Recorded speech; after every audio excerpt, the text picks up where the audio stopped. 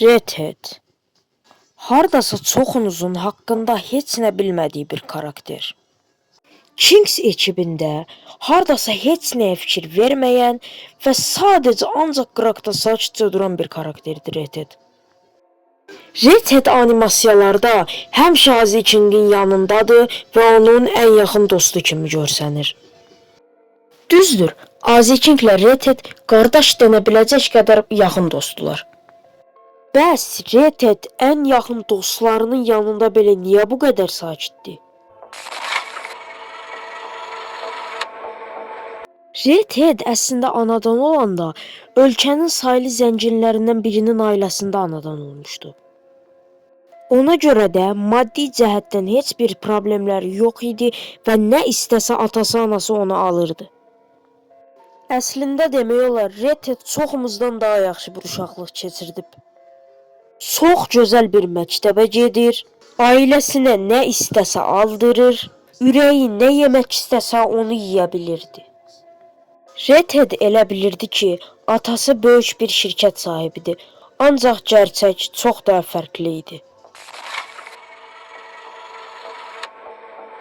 Red Hat'in 15 yaşı olanda atasının işlədiyi şirkətin pul çap etdiyi ortaya çıxdı.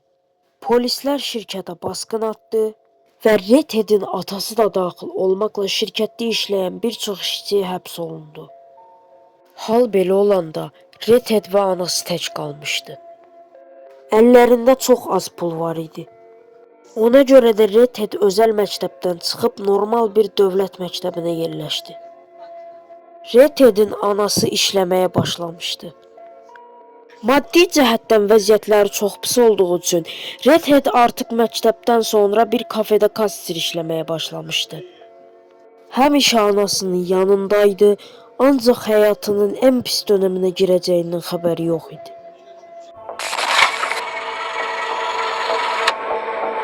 Bir gün Red Hat'in anasının başı çox pis ağrımağa başladı.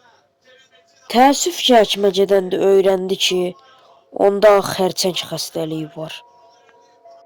Red Hat'in anası işləyə bilmədiyi üçün Red Hat məktəbdən çıxdı və məktəbə getdiyi vaxtlarda da işləməyə başladı.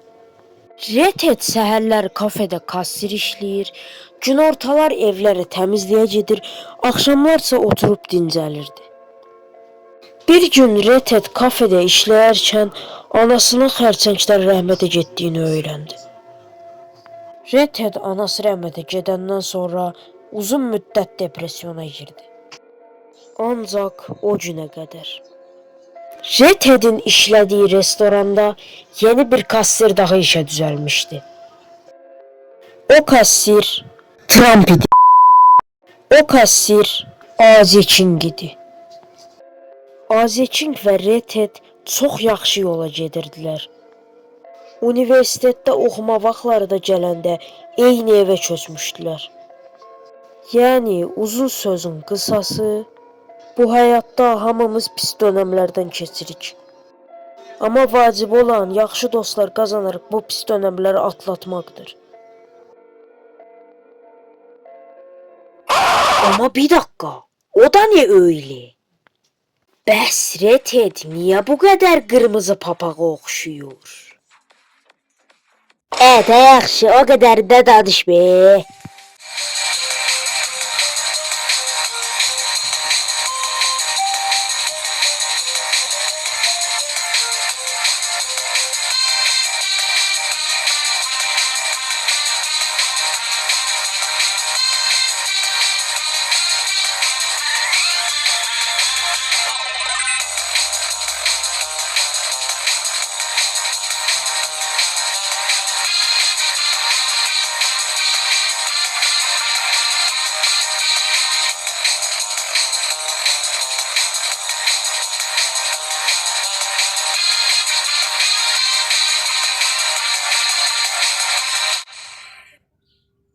O kassir Trump idi.